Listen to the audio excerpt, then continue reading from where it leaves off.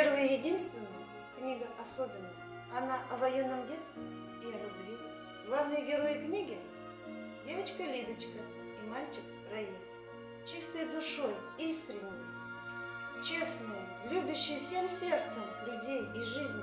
Вот настоящие герои нашего времени. У самого подножия Уральских гор расположилась деревня Лаклы. С 3 сторон окружают ее скалистые горы, густо поросшие лесом.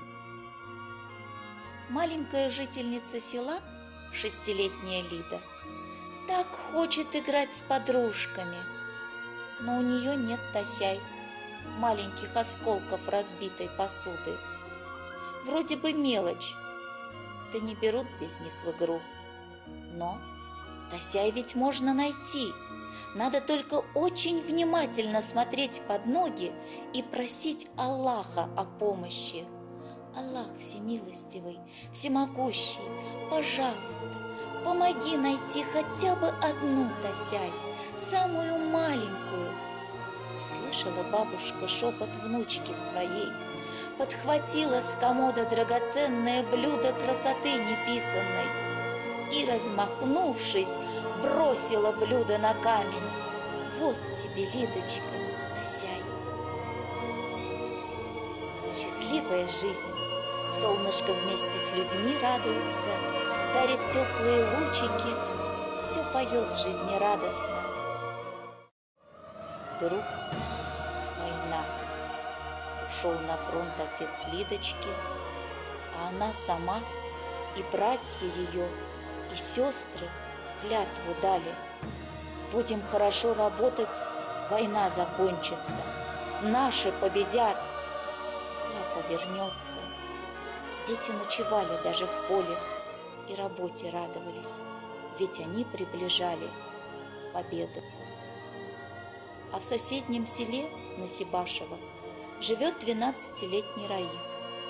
Спасая младшую сестренку от голодной смерти, каждый день он со школы приносил ей краюшку хлеба.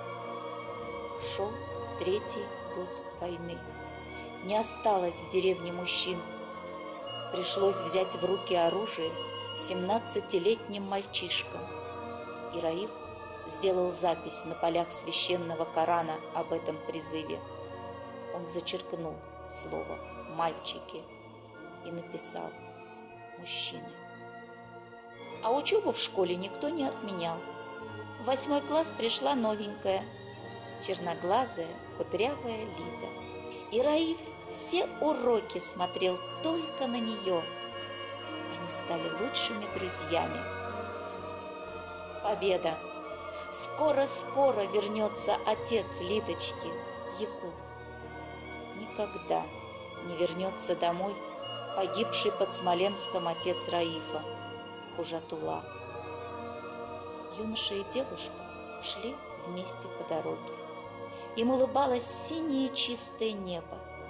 Они крепко держались за руки, вместе, на всю жизнь.